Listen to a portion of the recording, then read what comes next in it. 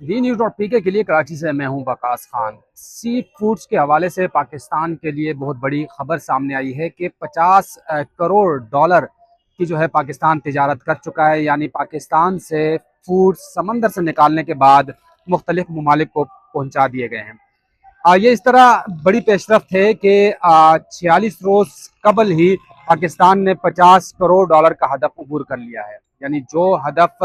آج سے 46 روز کے بعد تک عبور کرنا تھا وہ پہلے ہی وقت سے پہلے ہی عبور کر لیا گیا ہے۔ اور وفاقی وزیر بحری امور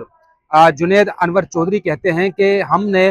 آئندہ کے لیے 80 کروڑ ڈالر کا ہدف مقرر کر دیا، اور اس حوالے سے پاکستان کی مچھلی کی مانگ جو ہے وہ بہت زیادہ بڑھ چکی ہے دنیا بھر میں۔ خاص طور پر چین اس سے قبل بھی مچھلی پاکستان کی جاتی تھی، دیگر ممالک میں بھی جاتی تھی، لیکن جو نئے ڈیسٹینیشنز ہیں سینٹرل ایشیا اور ساتھ میں روس، ان ممالک تک پاکستان اپنی جو مچھلی ہے وہ پہنچا چکا ہے۔ کہا یہ جا رہا ہے کہ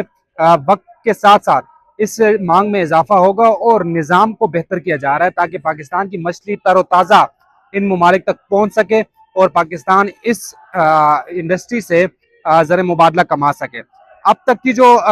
فیکٹس اینڈ فگرز ہیں، جو اعداد و شمار ہیں، اس کے مطابق پاکستان نے بہت کم عرصے میں اس صنعت میں بہت تیزی سے ترقی کی ہے، اور جس طرح کے اقدامات اٹھائے جا رہے ہیں تو امکان ظاہر کیا جا رہا ہے کہ بہت جلد پاکستان 80 کروڑ ڈالر کا ہدف بھی عبور کر لے گا۔